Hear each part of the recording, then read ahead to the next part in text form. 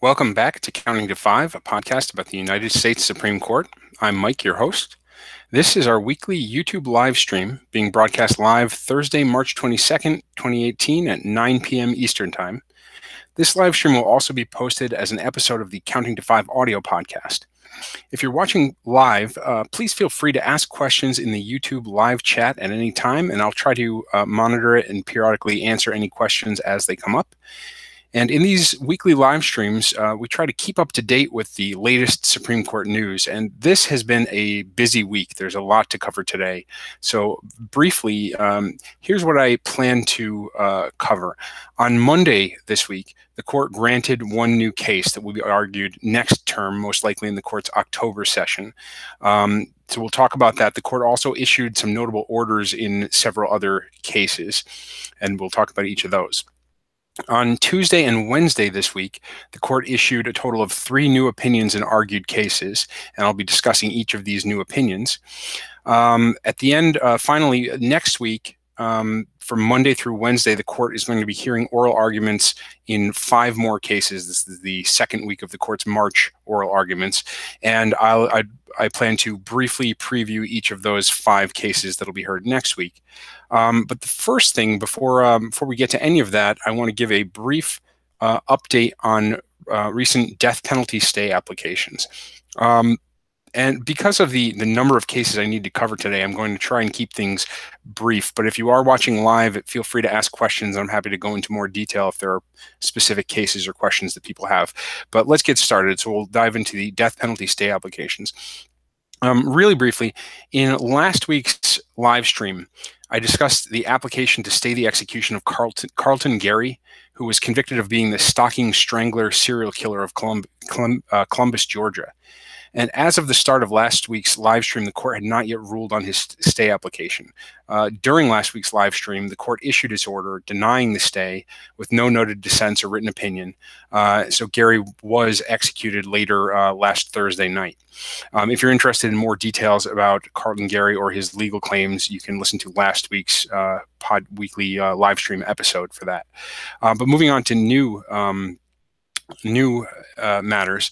This week, on Tuesday, March 20th, the execution of Russell Bucklew in Missouri was scheduled to occur. Now, Bucklew had been convicted of murdering his ex-girlfriend's new boyfriend in front of that man's 2 young children, one of whom he also attempted to kill. And then he had additional violent crimes immediately after or related to this attack. And he was convicted and sentenced to death. And he brought a claim, a cruel and unusual punishment claim, about the state's planned lethal injection, and it was arguing that the lethal injection was cruel and unusual punishment specifically as applied to him because of his specific medical circumstances. And the issue is that Bucklew suffers from a rare disease known as cavernous hemangioma. I don't know if I'm pronouncing that correctly, but it involves, according to the briefing, unstable blood-filled tumors in his head, neck, and throat. And these tumors easily rupture and bleed, and includes a throat tumor that obstructs his breathing. Now, according to the briefing, the stress of the lethal injection and the breathing difficulties caused by it will likely cause his throat tumor to burst, causing him to painfully suffocate and choke on his own blood. Now, that's the argument. So according to his attorneys, this lethal injection, specifically as applied to him, would result in a cruel and unusual punishment. There are some specific legal issues involved in here. Under a previous Supreme Court precedents, a challenger to a form of execution as cruel and unusual is normally required to propose an adequate alternative method that could be used that would not be cruel and unusual. This is a controversial element of some of the court's recent cases, and it's been criticized by some as kind of grotesque to require these condemned inmates to propose the method of their own execution. But the This case raised some questions about how the alternative method needs to be proved, and whether this should even apply to this kind of very specific as applied challenge that doesn't apply to that isn't challenging this method of execution across the board as to everyone. Tuesday night, the court granted the stay application. So this execution was stayed. It did not go forward. It was 5 justices who voted for the stay. It was along traditional ideological lines, with the 4 more liberal justices plus Justice Kennedy as the swing justice making up the 5 justice majority, and the other 4 more conservative justices, that's Chief Justice Roberts and Justices Thomas Alito and Gorsuch, all dissenting. As is typical in these type of orders, there were no opinions or explanations. There's just a notation of who was dissenting. Now, what does this mean? This is a stay pending the court's decision on the cert petition. So pending a decision on the petition to take this case up as part of the court's full calendar. So that the court will still have to go ahead and go forward and consider specifically whether this case should go on its docket. There's no guarantee that just because they stay a case, they will necessarily grant that case and hear it. But it's a good sign. It takes 5 justices to grant a stay. It indicates there's at least 5 justices who at least think this petition is worth consideration enough that they would stay the execution. And it only takes 4 justices to choose to actually hear a case. So there's a good chance that this case may in the future end up on the court's full docket. But we'll have to wait and see on that one. So moving on to some of the new orders that came out this week. On Monday, as part of the court's orders that were issued in various cases early Monday morning, the court granted one more case for its calendar for next year. This case was called Nielsen versus Preap. And this is a immigration case about the mandatory detention of criminal aliens. This is people who are being held for are subject to deportation proceedings due to commission of a crime that subjects them to deportation. And what's at issue is some particular language. It's kind of it's kind of an odd argument, but there's a particular provision of the immigration law. It's section 1226C that basically requires DHS to detain any alien convicted of certain crimes upon their release from prison. And here's the key language. I'm just going to read some of the key language that's being disputed here. It says, the Secretary, this is the Secretary of the Department of Homeland Security, shall take into custody any alien who is deportable by reason of having committed certain offenses when the alien is released, without regard to whether the alien is released on parole, supervised release, or probation, and without regard to whether the alien may be arrested or imprisoned again for the same offense. So it says the Secretary shall take into custody any alien who, then describes certain conditions, when that alien is released. And it's this "when that alien is released" language that's causing the disagreement. The attorneys for the immigrants in this case are arguing that provision means that this instruction for the Secretary to take aliens into custody applies only at the moment that these immigrants are released from prison. And if DHS fails to do so, and these immigrants are released from prison and go back to their lives, that this provision just has no application. The government argues it sees this quite differently and argues that when the alien released is just describing when that duty attaches. So when they're released, that's when the government begins to have the duty to take them into custody, but that duty doesn't disappear just because the government doesn't immediately do so. And the immigrants have made several arguments. They're arguing that the purpose of the statute was the government only wanted mandatory. Congress was providing for mandatory detention when there would be this continuous chain of custody, and the intent wasn't that if immigrants are allowed to return to their families and go back to their lives, and they may be out for months or even years before the government starts proceeding against them to have them removed. In that sort of circumstance, there wasn't this anticipation that they would be mandatorily detained. The government, on their other hand, argues that this is just argues that it's a implausible reading of the text, and also that it results in irrational distinctions based on just the fortuity of whether the immigrant is immediately detained. So that's the basic arguments in that case. And again, that'll be coming up on next year's term, the term starting in October of 2018. And so far, the court has granted 7 cases for next term so far. Now, their target, in order to fill the court's fall argument calendar, they would need to grant about 34 cases before they break for the summer at the end of June. So we're keeping an eye on further grants, and see the last few years they've had they've been a bit below those numbers and have had light fall terms, fall calendars. So it's interesting to see whether that happens again this year, or whether they ramp things up and start granting more cases before they break for the summer. Also, in the Monday orders list, there were a few other significant orders. So most of the in these orders lists, when the court puts out an orders list after one of their conferences, one of the most common thing that occurs in these orders lists is denials of petitions for certiorari, the formal petitions for the court to hear the case.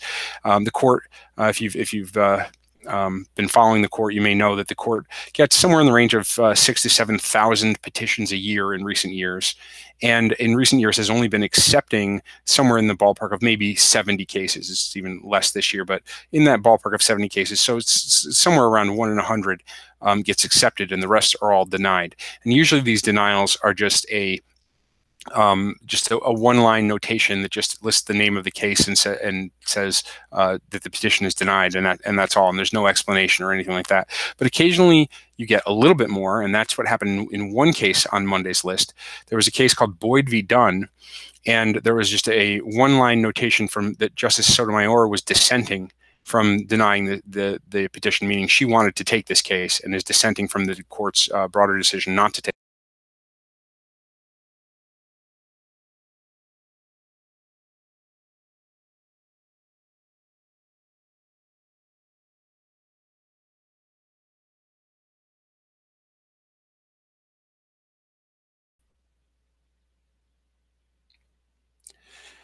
So I'm sorry I lost the connection briefly, but I've returned. I hope you're still with me here. And when I lost the connection, I was talking about Boyd v. Dunn, and this was a notation on Monday's order list, a dissent from the denial of a case where Justice Sotomayor issued, citing a similar dissent she had issued in an opinion dissenting she had issued in a case from last year. And this case is a challenge to Alabama's lethal injection protocol. And I mentioned earlier when I was referring to the death penalty case that the court had stayed earlier this week, I mentioned the requirement that someone challenging a death penalty on cruel and unusual punishment grounds needs to propose an adequate alternative. Here, the Alabama condemned inmate had proposed the use of either firing squad or hanging as alternatives to the lethal injection protocol. And the issue in the case is what's the standard for determining what counts as a feasible alternative. And Justice Sotomayor had dissented from denying a case last year and written an opinion about this, and she just cites that previous opinion in dissenting from this case this week. There were also a few longer opinions issued related to certain petitions. There were 3 opinions issued on Monday relating to opinions. Now, 2 of these opinions were what's referred to as a statement respecting the denial of certiorari. Now, these are not dissents. So these are not justices who are saying they disagree with the decision not to take the case, but they wanted to make a statement, say certain things about the decision not to take a case. And so I'll discuss each of those quickly. There's one case called Campbell v. Ohio, and Justice Sotomayor issued a statement respecting the denial of this case. Now, this case was the Campbell, the defendant in this case, had pleaded guilty to aggravated murder and was sentenced to life without parole. Now, he had tried to appeal the sentence, arguing that the court had failed to balance the aggravating and mitigating factors in determining his sentence as required under Ohio law. However, there's a provision of Ohio law that said that sentences imposed for aggravated murder or murder are not subject to review. And due to that provision, the appeal was dismissed. It was held that he had no right to appeal. Justice Sotomayor argued that this raises that there are some real constitutional concerns with the sentence due to the seriousness of life without parole. Notes that the Supreme Court has restricted life without parole sentences in certain contexts, specifically for juvenile offenders, and that there's a real Eighth Amendment cruel and unusual punishment concern here. But she agrees with the court's decision not to take this particular case because the defendant here had failed to make these constitutional claims in state court and hadn't really framed the issues, the real issues as Justice Sotomayor sees them. So that's just an interesting glance into one case that Justice Sotomayor is obviously looking for a good case where she would like to take that issue, but this is not the right case. Now, the other case was a case called Hidalgo v. Arizona. And this case, there was a statement respecting the denial of the petition. This was written by Justice Breyer, but joined also by Justices Ginsburg, Sotomayor, and Kagan. Now, this was a somewhat high-profile case that got a lot of notice in legal circles, and the case, because the case was broadly just challenging, flat out challenging the constitutionality of capital punishment, and had specifically. As one of the questions it was asking the court to review was just a broadly challenging the constitutionality of capital punishment. However, this particular opinion, the statement respecting the denial, focuses only on a narrower question, on a different question that this case had presented. It doesn't touch the big question about the constitutionality of capital punishment generally, and focuses only on a specific question about Arizona's particular scheme.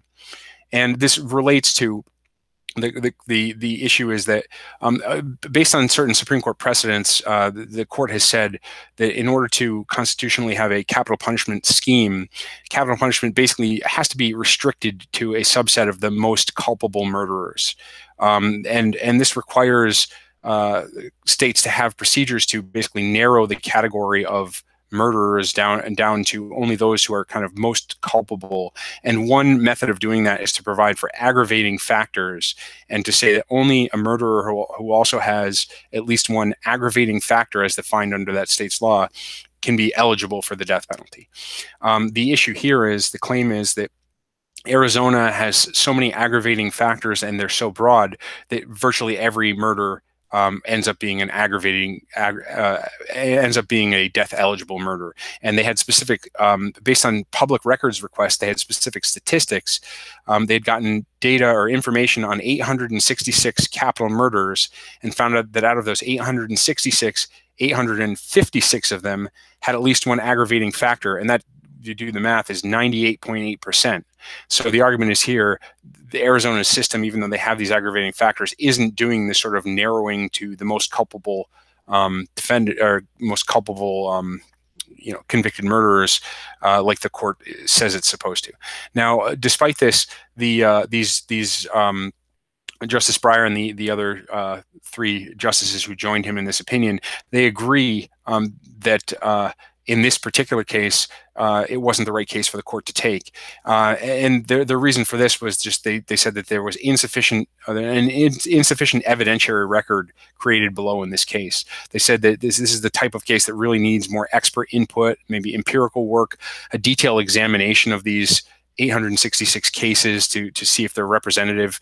But clearly they expect a future case to present this type of evidence. So that was an interesting result on that case. Now, the third opinion on Monday relating to one of the denials was a dissent from the denial of a petition. And this was in a case called Garco Construction v. Speer. And it was Justice Thomas dissenting, joined by Justice Gorsuch.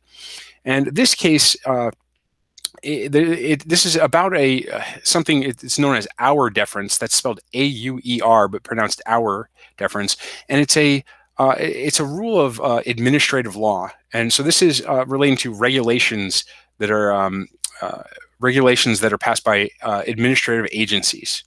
And Auer deference, that this rule, this court-created rule, says that when an agency regulation is unclear, is vague or ambiguous, or in some way kind of open to differing interpretations, that courts should always defer to a reasonable interpretation by the agency of its regulation. So if the regulation is vague and the agency explains in some other form what that regulation is supposed to mean, so how to resolve the ambiguity or vagueness, that courts should defer to that interpretation.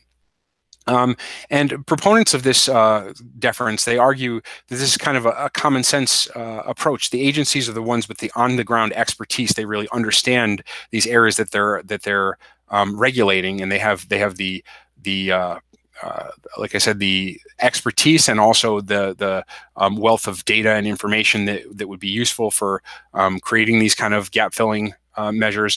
And also the same reason that Congress wants agencies to write regulations in the first place explains why they would want these same agencies to engage in this kind of clarification and gap filling.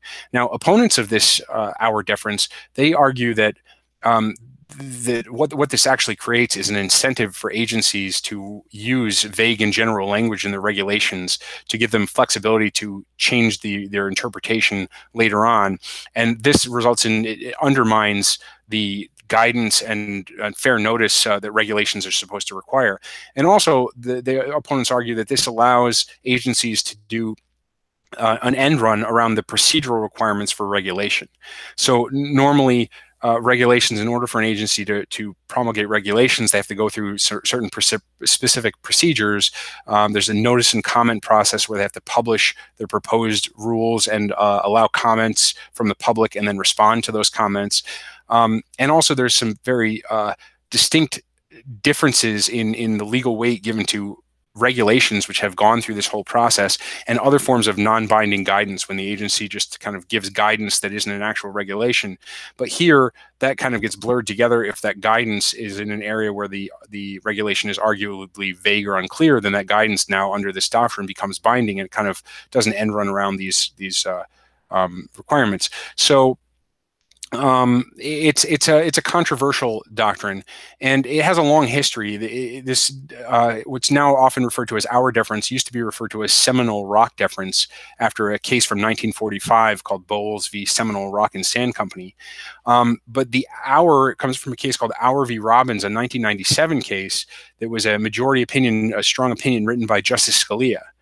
But later in his life, Justice Scalia later became a fierce opponent of Auer deference, and he supposedly once referred to Auer, which he himself wrote, as one of the court's worst opinions. He became so opposed to it in later years, and his critique later gained traction with some of the other justices. So the basic issue in this case was that the Garco Construction had entered into a contract to do work on an Air Force base. But the base later interpreted its base access policy in a way that excluded certain subcontractors and basically pushed up the costs for Garco. And so they brought this challenge arguing against that. And Thomas really criticizes this, saying that this is the kind of this was basically an opportunistic interpretation of a regulation to unilaterally retroactively change contract terms, and argues that the court should take this case to reconsider the Auer doctrine. And again, in this particular case, only Thomas and Gorsuch sign on to this opinion. As Thomas cites in his opinion, he cites previous opinions of the court by various justices that have cast doubt or called for reconsideration of the Auer deference, and fully 5 members of the court have suggested that this at least should be reconsidered. So it does seem like an issue that will likely return to the court, and the court will likely at some point be looking at more closely, but not this time. Moving on, later on Monday, there was a case. This is Turzai v. League of Women Voters of Pennsylvania. Now, this there was a application for a stay to the Supreme Court that was denied Monday afternoon. Now, this case is about the Pennsylvania redistricting litigation, and this was a state court challenge to Pennsylvania's congressional districts, challenging them as partisan gerrymanderers. Now, you may be aware that there are a couple of partisan gerrymandering cases in the Supreme Court this term, and I'm going to talk about one of them a little later tonight. But this was a claim that was brought in Pennsylvania state court, bringing claims only under the Pennsylvania state constitution. Now, that went up to the Pennsylvania Supreme Court, which found these districts unconstitutional and required the legislature to create a new redistricting plan. When the legislature did not create a new plan by the deadline set by the court, the Pennsylvania Supreme Court adopted its own redistricting plan. Now, that's what's at issue here. The state court decisions, state courts are usually the last word on issues of state law, including state constitutions. So normally you'd think a state court decision that relies on the state constitution would be final and beyond review from the Supreme Court, and this wouldn't be expected to go anywhere. And indeed it didn't.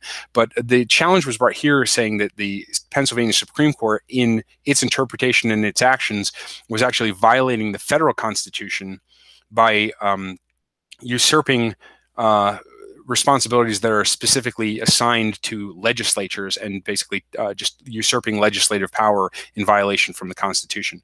And this stay was essential because of the beginning of primary season. So Tuesday, just a few days ago, was the deadline in Pennsylvania for primary applications for candidates. And it would be hugely disruptive to make changes after the election process is already underway, and the Supreme Court has basically a strong aversion to any last-minute election changes. So this stay was essential for this to go forward. And now that the stay has been denied, those maps are likely that's likely done, and those maps are set for this election season. So that was kind of a highly anticipated case there, and it demonstrates that regardless of what the Supreme Court does on the partisan gerrymandering cases it has this term, the state courts and state constitutions may be another avenue for seeking legal redress for allegedly unconstitutional gerrymandering. One other issue, there's two cases here. The court in recent years has had a shrinking docket. If you go back to the 1980s, the court was routinely hearing upwards of 150 cases a term, and that declined over the past few decades until in recent years it's been more in the 70 to 80 range, and in the very recent years there have been multiple cases down in the 60s. This year, the case had only 64 cases on its argument calendar for this term, which is extremely low by historical standards. Now, one of those cases has now gone away as of earlier today. It was a case, I discussed this a little bit last week. It's called Salt River Project Agricultural Improvement and Power District v. Tesla Energy Operations. Now, this case, the underlying issue is a technical procedural issue related to government immunity from certain antitrust actions. The details aren't that important, but what had happened previously was the parties to the case had filed a joint letter with the court indicating that they were deep into this settlement talks, and they were hoping to settle the case, which would remove it from the court's calendar. As a result, the court had moved this case, which was previously scheduled to be argued in March. It's supposed to be scheduled this past Monday. It was moved to the April calendar. But what happened this week is on Tuesday, the parties filed with the court a stipulation of dismissal, basically saying they were agreeing to dismiss the case. And then earlier today, the case was in fact dismissed and is now gone from the court's docket. So that knocks us down to only 63 cases. I believe that's tied for the lowest caseload in modern history. And there's one more case that may disappear from the court's docket, and this is U.S. v. Microsoft. And that's a case that I discussed it previously on this podcast, but it's a case about the government's access under a statute called the Stored Communications Act to data that's stored outside of the United States. In this case, it was Microsoft storing users' email on a server in Ireland, and the government was trying to get it. It was argued on February 27th this year. However, what happened is there's been a lot of there's been action in Congress about potential legislative solutions to this issue of when can the government access data that's stored outside the United States. And as part of the draft omnibus spending bill that was released yesterday, this is a monster bill, the 2,000+ page bill with the more than $1 trillion in spending. One of the many items that was incorporated into this omnibus bill was something known as the Cloud Act, which is a bill that had been pending in Congress that explicitly allows access to data stored outside the U.S., but adds certain procedural protections so that challenges can be brought to getting this data. This has a lot of support. It was supported both by the Department of Justice and by a number of major technology companies, though some privacy advocates had still expressed concerns about it. But there was a lot of expectation that this was a likely statute that would eventually get passed. Well, this was included in the omnibus spending bill that this morning was passed by the House and is expected to pass the Senate and be signed by tomorrow. If this does happen, then this will likely immediately have an impact on the US v. Microsoft case. This puts a new legal standard in play for access to foreign stored records, and probably the court would end up remanding this case down to the lower court to reconsider, consider the effect of this new law and whether that changes changes the analysis or the results in this case. If that happens, that would reduce the court to only 62 opinions and argued cases for this term. So it remains to be seen if that Cloud Act passes and whether whether the court dismisses that or sends that case back down. But we'll see. Now, moving on, the court also issued 3 new opinions this week, 3 new opinions in argued cases. They issued 1 opinion on Tuesday and 2 opinions on Wednesday this week. That brings the total for the term to 16 out of, as I said, 63 or maybe 62 total cases. So that means we're expecting another 47 or maybe 46 more cases by the end of June.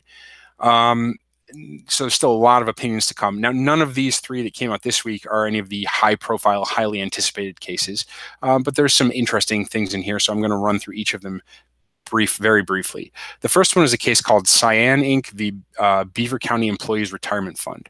And this is a securities law case, and it was a unanimous opinion written by Justice Kagan. The background in this case was, it's a little complicated, but the issue here is the federal law that allows for securities fraud actions is known as the Securities Act of 1933. Under that law, you can bring these federal actions in either federal court or state court. However, over the years, there's been concern from Congress over the extent of class action litigation and attempts to kind of rein in class action litigation some, and there have been a few amendments to the Securities Act of 1933.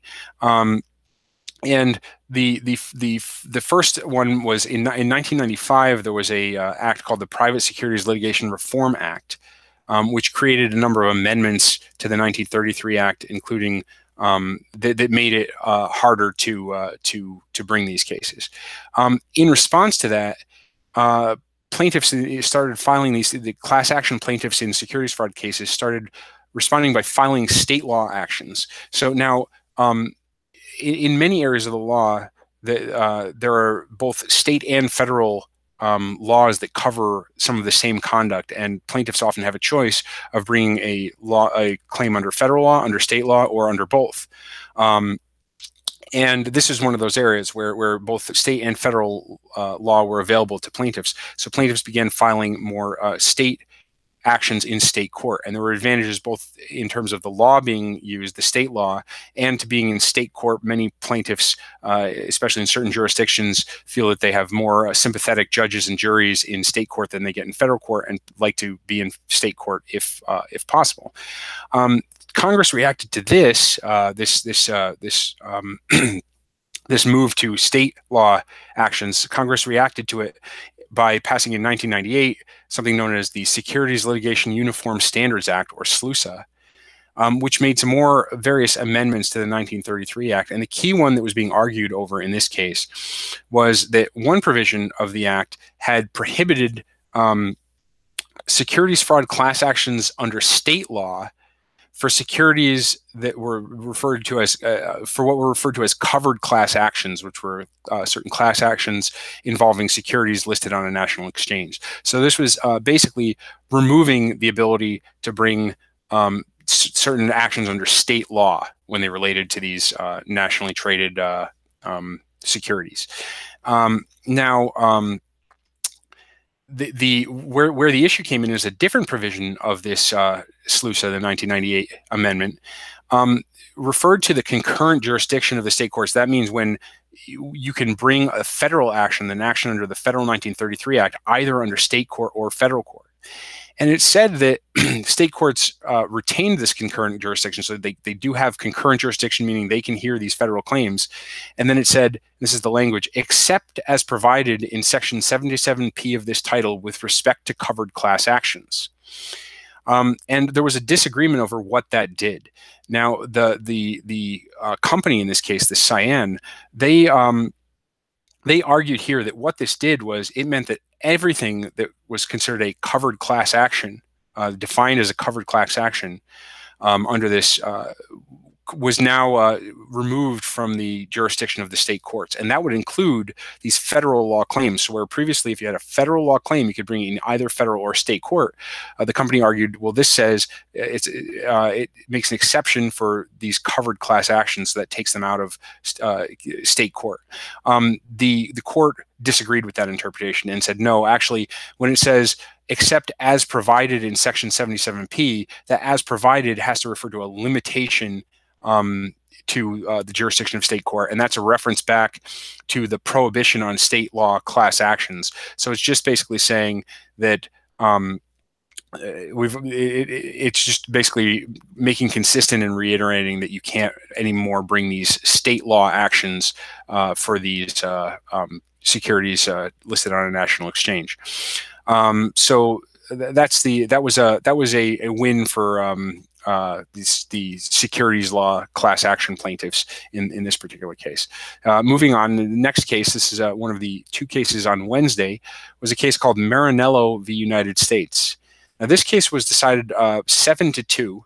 Justice Breyer wrote the opinion for the majority, and the 2 was a dissent by Justice Thomas, joined by Justice Alito. Now, this was an issue about obstruction of justice in the criminal tax code. In the tax code, the defendant here, a man named Marinello, was indicted in 2012 for several criminal tax law violations. And the list of things he's accused to do is quite lengthy. He was accused of, among other things, failing to maintain corporate books and records, failing to provide his tax accountant with complete and accurate tax information, destroying business records, hiding income, paying employees with cash, various things. And he was charged with a number of different counts, but one of them was corruptly obstructing or impeding or endeavoring to obstruct or impede the due administration of this title, with this title referring to the Internal Revenue Code, the tax code. The issue here was, in order to obstruct or impede under the statute, did he have to have knowledge of an ongoing investigation into his company or his actions? The jury instructions given to the jury did not require them to find that he had any sort of knowledge of an ongoing investigation. And so the government had argued that wasn't necessary under this, as long as he was doing something that was obstructing or impeding administration of the tax code. That was enough. But the opinion by Justice Breyer argues that no, in fact, this provision should be interpreted to only apply to a proceeding, a formal proceeding that the IRS is involved in, and not just the tax code generally. And Justice Breyer's opinion refers to the location of this provision in the tax code, and that sections around it are dealing with formal IRS procedures, and refers to House and Senate reports when this was passed, that the examples they give are directed at corruption, directed at federal agents involved in investigations. And makes various other arguments, including that numerous misdemeanors in the Internal Revenue Code could be effectively converted into felonies by this provision, because these misdemeanors would also constitute obstruction of the administration of the tax code. And the ultimate test that Breyer put down, this is the language. It says the government must show a nexus between the defendant's conduct and a particular administrative proceeding, such as an investigation, an audit, or other targeted administrative action. So this that requires, so this conviction is overturned on this particular charge, and this narrows the category of actions that can qualify under this particular statute as obstruction under the tax code. Now, there's dissent, like as I mentioned, by Justice Thomas, and he argues, basically relying on the plain language of this provision, that the provision applies to obstruction of the entire tax code, which includes routine things like routine administration, like calculating, assessing, and collecting taxes. And he notes that this is kind of an odd case to be lenient in. This Marinello, the defendant here, is particularly unsympathetic. According to Thomas, he kept almost no records of the company's earnings or expenditures. He shredded or discarded most business records, paid his employees in cash, and did not give them tax documents, took tens of thousands of dollars from the company each year to pay for his personal expenses. And the IRS in this case had difficulty investigating him because they just had no information about his earnings to go on. Now, Thomas makes a number of arguments. He says that the phrase "this title," which is the language used in this statute, it's regularly used to refer to the entire Internal Revenue Code, not just formal proceedings. And the administrations of the Internal Revenue Code that's a pretty broad phrase that's understood to refer to information gathering, assessment of taxes, levying of taxes, and collection, not just formal proceedings. He argues that there really isn't this redundancy with the misdemeanors that Justice Breyer refers to, because they have a different state of mind requirement, and that the felony obstruction provision requires a corrupt motive, which is higher and harder to prove. And he also criticizes the majority's reading as remaining unclear. The majority doesn't explain what creates a sufficient nexus between someone's conduct and a proceeding, and when would a proceeding be reasonably foreseeable. So he rejects this as unjustified by the text of the statute, and dissented there.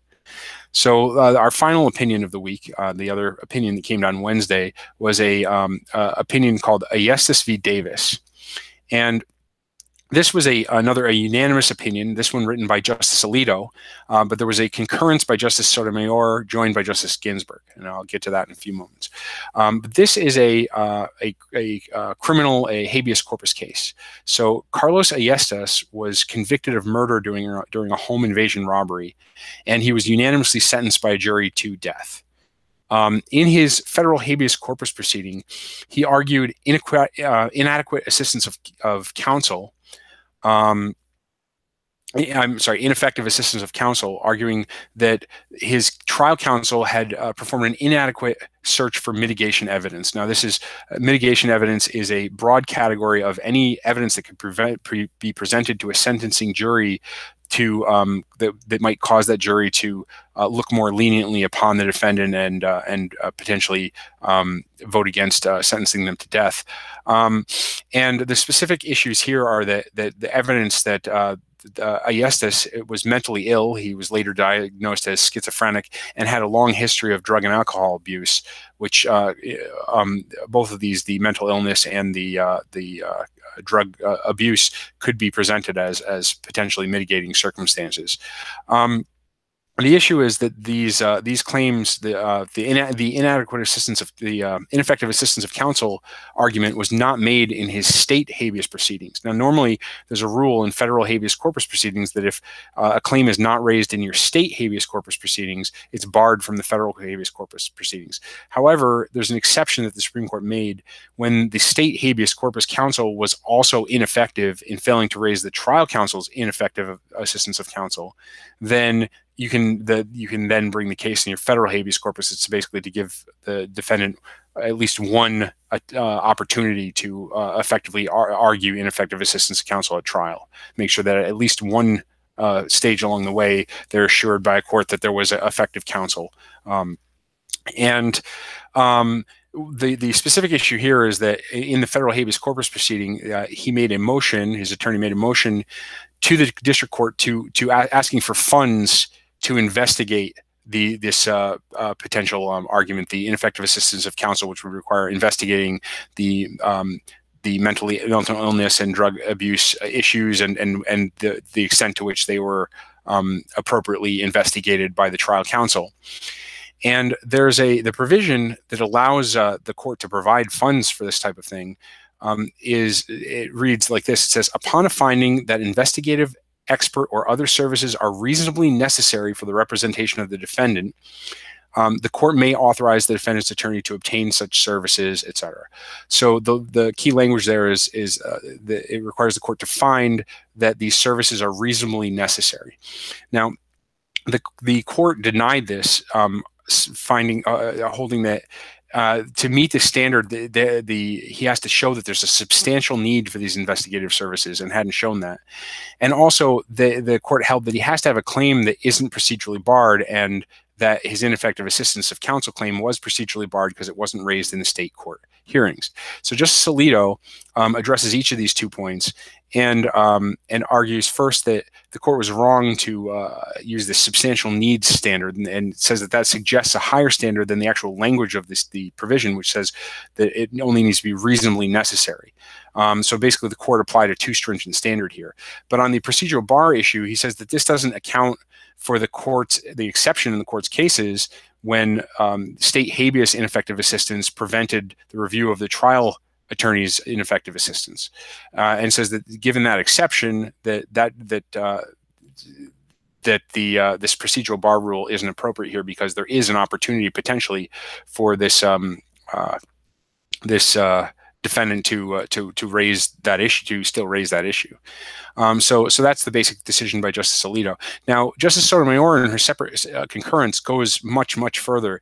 And she says, here's the line from the beginning of her opinion. She says, I write separately to explain why, on the record before this court, there should be little doubt that Ayestas has satisfied and then the provision that would allow for the funding. And she then proceeds to run through the trial counsel's failures in investigating mitigation, and also the state habeas counsel's similar failures to properly investigate, and argues that given the lack of any just about any mitigation information at all presented at trial, that there's a good argument that he was prejudiced by the lack of having mitigation evidence presented, and basically any effort at humanizing him in the sentencing proceeding may potentially have helped and allowed him to escape the death penalty. So she argues, she's basically trying to indicate how she thinks the lower court ought to come out on this issue when it goes back down to the lower court to redecide it under the proper standard. So I'm going to move on now, so we're short on time, to try and cover everything I've left. Next week, I mentioned the court will have 5 more cases that are being argued from Monday through Wednesday next week. So I'm going to very briefly talk about each of those 5 cases. The first case on Monday is a case called Sanchez-Gomez, United States v. Sanchez-Gomez, and this case involves a policy that was implemented in 2013 by the United States Marshals Service in the Southern District of California. Now, the Marshals Service provides security for federal courthouses, and the issue here was that their policy was that all incarcerated criminal defendants would be brought to court in full restraints for most non-jury proceedings. Now, full restraints means they refer to it as a 5-point shackling system, where the defendant's hands are shackled together. Those handcuffs are then connected to a chain around the waist, and also the legs are shackled together. And the argument is that there's security concerns at this courthouse, that there are sometimes 40 to 50 criminal detainees in a single courtroom. The individual's background isn't always well known to the marshals, and the marshals are responsible for covering a number of different courtrooms simultaneously. And so, for security reasons, these detainees need to be locked up when they're brought to court. And this only applies to non-jury proceedings, so that there isn't an issue of prejudicing the jury by seeing someone who's in shackles in court. The issue that's before the court is a procedural issue. It's not this the policy directly, but a procedural issue over whether the appeals court was allowed, had authority, had jurisdiction to review this. So this was an action brought by several individual criminal defendants. It went up to the Ninth Circuit Court of Appeals, which struck down this policy as a violation of due process. And the question is, did the Court of Appeals have jurisdiction to do that? And the issue here is something that's known as the final judgment rule. And that's a rule that says normally an adverse ruling in a case can't be appealed until the entire case is final. So if a judge rules against you on some particular issue or some particular motion, you wait until the entire case is final. There's a final decision on the issues in the case, and then appeal the whole thing. This is supposed to prevent piecemeal appeals that slow things down and kind of jam up the courts with lots of issues, many of which may be irrelevant by the time the case gets over. However, it's not. There are exceptions to this rule. There's something called the collateral order doctrine, which says that certain issues that are very separate, that are distinct and separate from the main issues being decided in the case, that are conclusively decided and would be effectively unreviewable once the case is final, can be appealed even though the case isn't yet final. So that's an exception. And the issue is whether this challenge to this shackling procedure is that type of collateral order that can be challenged. The government argues that it is not, that these are the types of things that can be reviewed after final judgment if they affect the outcome, or if they don't, then this is this type of thing. If it's totally independent of the outcome, it's the type of thing that a separate civil suit could address. But the defendants argue that this is exactly the type of thing that needs to be addressed through these collateral order doctrine, or else it will go unaddressed, and there will be no real ability to challenge it later. So that's the basic issue in the case. And there's a couple other issues, side issues, about whether the case is moot because the individual criminal defendants in this case, their cases have all concluded. Most of them had guilty pleas, and there was a deferred prosecution agreement for one of them, so their cases are over. So there's a question about whether this whole thing is moot that's in play. Now, the second case that's going to be heard on Monday is called China Agritech v. Resch. And this is another procedural case. It's about a doctrine known as equitable tolling. I'm going to step back real quick and kind of explain what that is. The statute of limitations is a time limit on bringing a legal action. In this case, this was a securities fraud claim, and the statute of limitations was 2 years. So there's a 2-year time limit on bringing these actions. Now, there's something called tolling, and tolling refers to the suspension of a statute of limitation. This is sometimes required by specific statutes or rules.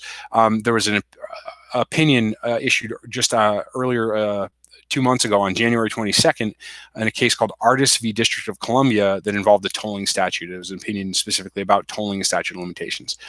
Here, what's at issue is something called equitable tolling. Now, equitable tolling are kind of court-made rules to try and prevent unfairness to litigants by in certain circumstances, tolling the statute of limitations. And one important criterion for invoking equitable tolling is that the plaintiff was diligent. So a plaintiff, for one reason or another, acting diligently, couldn't have filed earlier than they did. So the court tolls the statute of limitations to allow the claim to still be brought. That's kind of a category of called equitable tolling. And this is a very specific type of tolling that's known as American pipe tolling. And that's named after a 1974 case called American Pipe and Construction Co. v. Utah. And the issue in that case is what the court held in that case, that it was when a class action is filed, and then later that class the class is not certified or is decertified, meaning so when a class action is brought, the plaintiff argues that there's a class of people who are similarly situated and that they should all be brought together and into a single action that should be decided on behalf of all the people in the particular class. But there are certain requirements that have to be met in order for a class to be certified. That means allowed to go forward as a class action. Now, if the class is not certified, or certified and then decertified later, then all those people who would have been members of the class, they're no longer part of that action. And American Pipe Tolling said that the claims for those people are tolled during the time that the class action is pending. So the idea is a class action is brought if you're someone who would be included in that class, but then sometime later, the court says that that class, it can't go forward as a class action.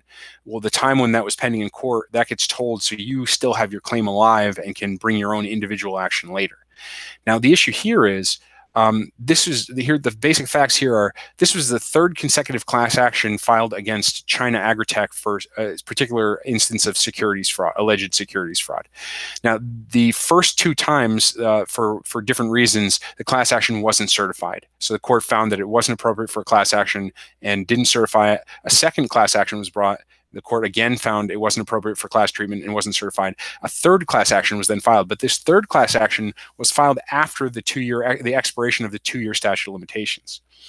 Now, the plaintiffs here argue that under the American pipe tolling, their claims were tolled during while the previous two actions were pending, so they still have time left, and this was timely.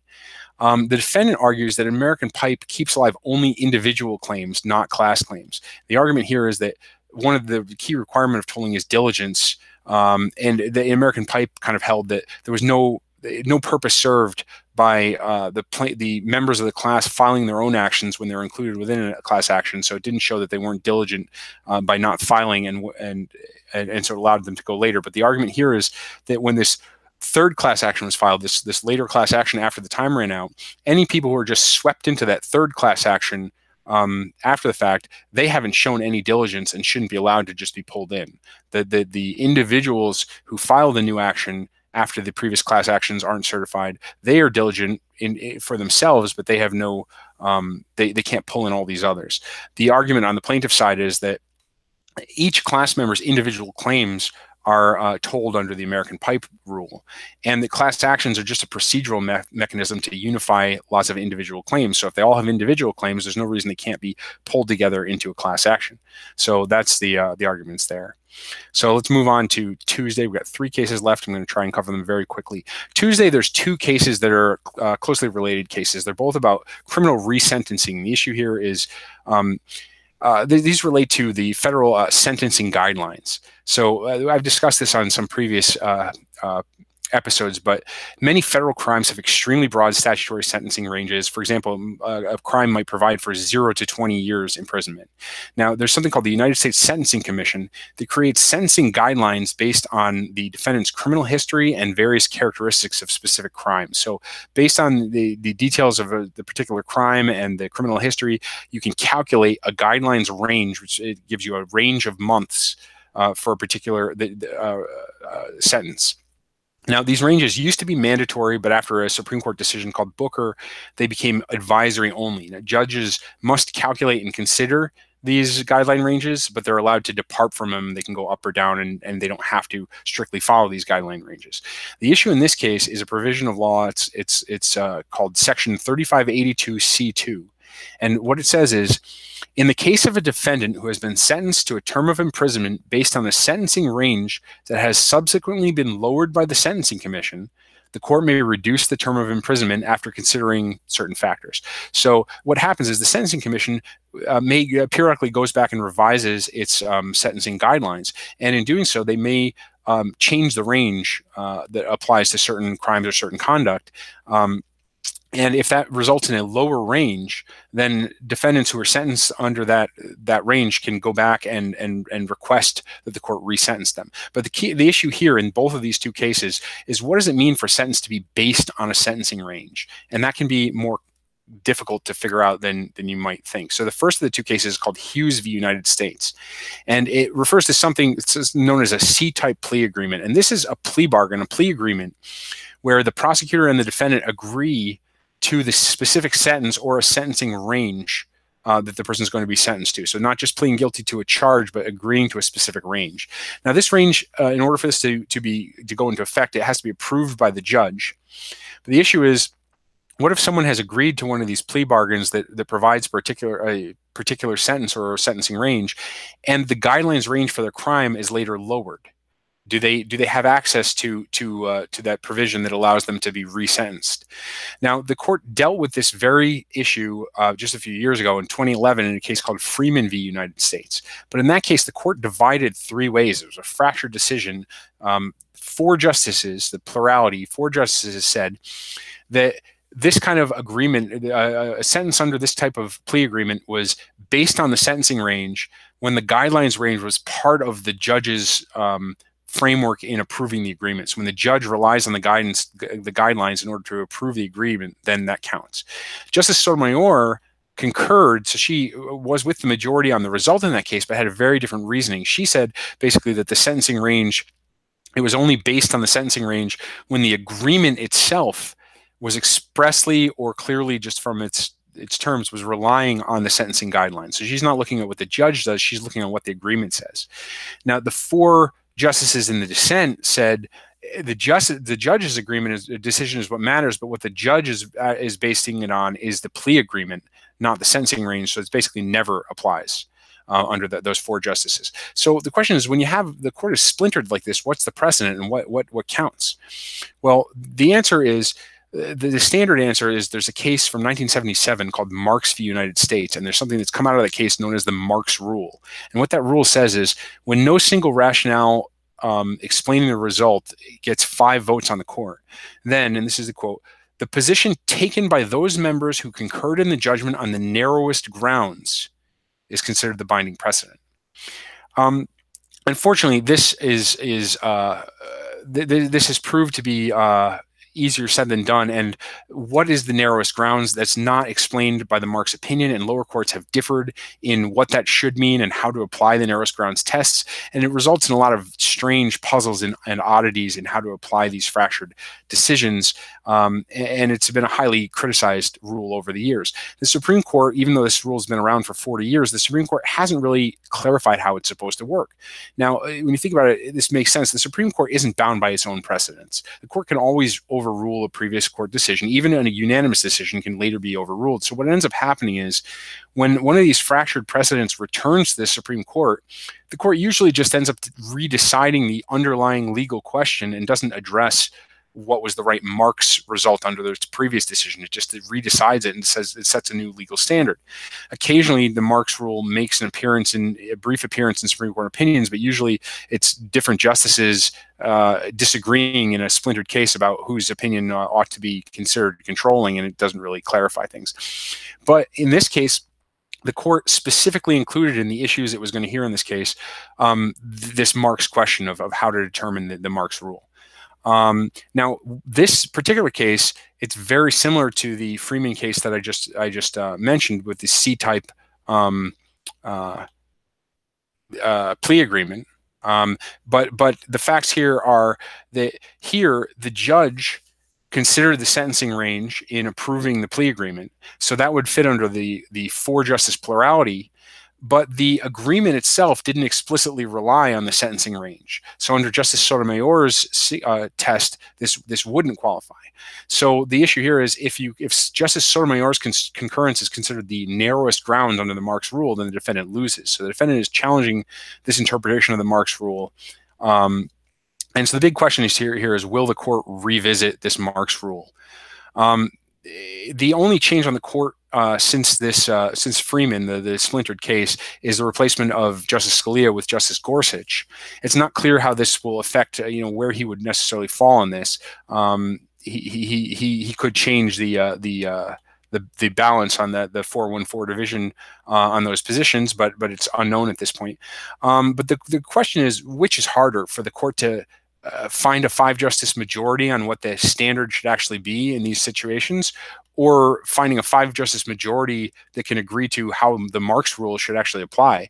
So it's not a given that the court will actually give us any clarity on the Marks rule. They may just skip that and try and decide the underlying legal question, but it remains to be seen.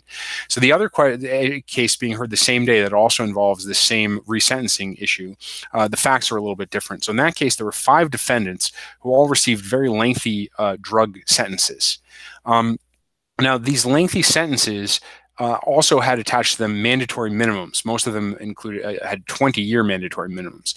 And the mandatory minimums were longer than the guidelines ranges that they would have received for these crimes. So to give an example, if a particular defendant under the sentencing guidelines would have received maybe 15 to 18 years, but they had a 20-year mandatory minimum, then that kind of takes precedence over the guideline calculation. However, each of these 5 defendants qualified for, there's kind of an escape hatch in the sentencing scheme for people who provide substantial cooperation to the government in the government's investigations in these drug conspiracies and things like that. And when someone qualifies for this cooperation escape hatch, that allows them to be sentenced below the mandatory minimum. So the mandatory minimum is no longer mandatory in that particular case. So what happened in each of these cases was the judge calculated the sentencing range, then determined that the mandatory minimum was higher, so bumped it up to the mandatory minimum, but then determined that the person was entitled to a sentence discount due to cooperation, and the discounts varied. It was from defendant to defendant, so they made it decide the defendant deserves a 25% discount or a 40% discount or some amount, and then discounted that time off of the mandatory minimum sentence. So it started with, say, that 20-year baseline mandatory minimum, and then chopped off, say, 25 or 30% for cooperation. Now, what happened, though, is the underlying range was later lowered by the Sentencing Commission. So that range that, say, gave the person 15 to 18 years was lowered, and maybe they got, say, 12 to 15 years instead. But the Sentencing Commission, in doing that, also instructed courts in resentencing to resentence without consideration of the mandatory minimum. When they're deciding, when someone qualifies for this escape hatch, reconsider without considering the mandatory minimum. So this would result, if you're just resentencing from scratch, starting from scratch, it would result in potentially result in substantially shorter sentences. But the government argues this just doesn't fit into this resentencing scheme. They say that the original sentence was not based on the sentencing range that's been reduced. Now, the statutory language, which I read earlier, I'll read it again. It says, in the case of a defendant who has been sentenced to a term of imprisonment based on a sentencing range that has subsequently been lowered by the Sentencing Commission. Now, the government says that's just not what's happening in this case. They weren't sentenced based on a sentencing range that's been subsequently lowered. They were sentenced based on a mandatory minimum, which hasn't changed. So this just doesn't apply. So that's the issue that the court's going to address there. The last case, which I'm going to talk about very briefly, Wednesday, the court will be hearing a case called Benesek v. Limon, and this is a partisan gerrymandering case out of Maryland. Now, the court already heard argument in one partisan gerrymandering case this year. That was a case called Gill v. Whitford out of Wisconsin that was heard. It was argued in the first week of arguments of the term way back in October, and court has not yet issued any opinions on that. But this Maryland case, it's different in certain ways. There's some factual differences. The Wisconsin gerrymandering was the Republicans who had gerrymandered to their advantage to control more districts. And Maryland, it's the Democrats who had gerrymandered. Now, gerrymandering is generally, this type of partisan gerrymandering is only possible when a state is controlled. The legislature and both houses of the legislature and the governor are all controlled by a single party. And that's, if you know much about political geography of the United States, that's there are many more states that are controlled across the board by Republicans than Democrats. So these type of gerrymandering concerns are more usually directed against alleged Republican gerrymanders. But in states that have full Democratic control, there also have been similar claims in those, and Maryland is an example of that. Wisconsin was an interesting case because Wisconsin had involved the use of very sophisticated redistricting technology that allowed the Republicans to basically gain a very substantial electoral advantage in the redistricting process, while still creating districts that fulfilled typical districting criteria. They were compact districts that respected local political boundaries and didn't look like these crazy extended districts that kind of that are the kind of poster children for the worst gerrymandering. Maryland does have some of the more obviously manipulated districts. It isn't quite the same situation, but those are just some kind of factual differences. But more significantly, there's some major legal differences in the specific claims that are being made. Wisconsin was kind of a standard equal protection argument, similar to the claims that are routinely made of racial gerrymandering.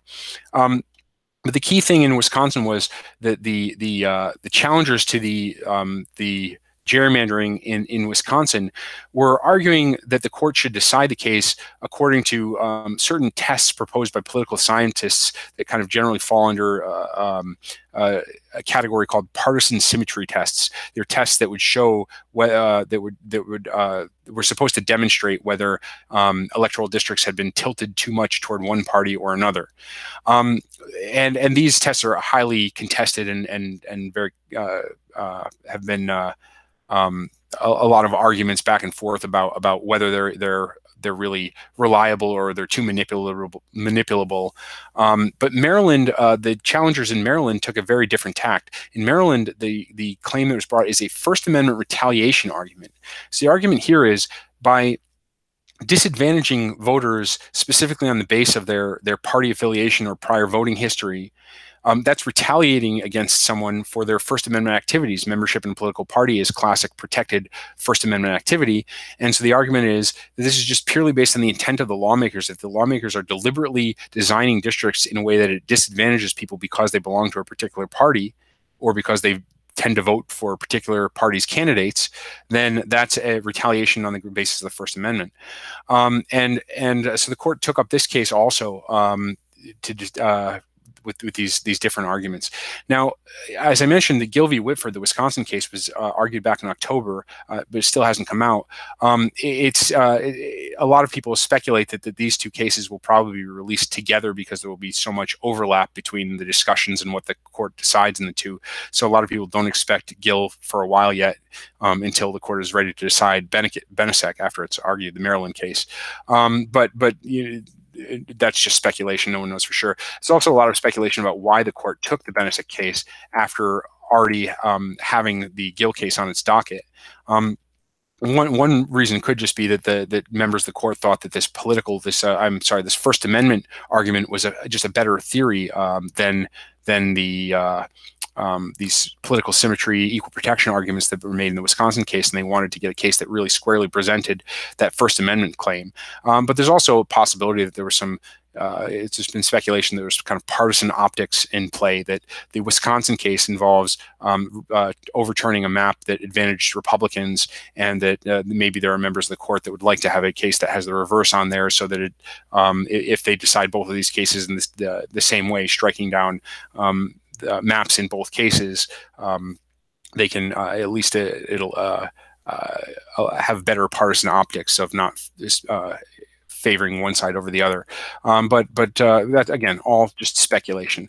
One thing I found very interesting in this case, there was an amicus brief filed by Wisconsin in this case. Now, Wisconsin is the state that is defending its gerrymander, its districts in the Gill v. Whitford case, and the Wisconsin brief, as you might expect, it criticizes the proposed First Amendment challenge in the Maryland case, but then it goes on with a fairly lengthy discussion of why, despite its criticisms of that approach, it thinks that the First Amendment approach in the Maryland case is a much better approach to political gerrymandering than the partisan symmetry approach being advocated in Wisconsin. And it'll be interesting to see whether any of the justices seize on that distinction and find more to like in that First Amendment approach. So that's it for this week. That sums up the cases we'll have next week, and that brings me to the end of the live stream episode. Our next live stream will be a week from today, Thursday, March 29th at 9 p.m. Eastern Time. That's our usual time, Thursdays at 9 p.m. Eastern. But you can also always check the Counting to 5 YouTube channel to see when the next scheduled live stream is. Next week's live stream, there's the court tomorrow. That's Friday, March 23rd. The court has its weekly conference, and so an orders list will be expected Monday morning at 9:30 before the 10 o'clock oral arguments. And that could, as always, the orders list could include new cert grants or other interesting orders, and we'll cover those if they come up. There also could be some more opinions in argued cases next week. Again, there's a lot of opinions still to come this term, so we could get some more of those. If so, those opinions would most likely come down Tuesday or Wednesday at 10 o'clock right before oral argument. That's the typical approach. And there's one execution scheduled March 27th, so that'll also have likely last-minute stay applications. And as always, there's always a possibility of emergency orders or other interesting developments. So that's what's likely on tap for next week's live stream. Whether you're watching on YouTube or listening to the audio podcast, I'd love your feedback. You can leave comments on the show notes at countingto5.com, on the Counting to 5 YouTube channel or Facebook page. You can tweet at countingto5 or send an email to mike@countingto5.com. Please subscribe to the Counting to 5 YouTube channel or audio podcast to make sure you don't miss future episodes. And thank you for listening. This has been Counting to 5.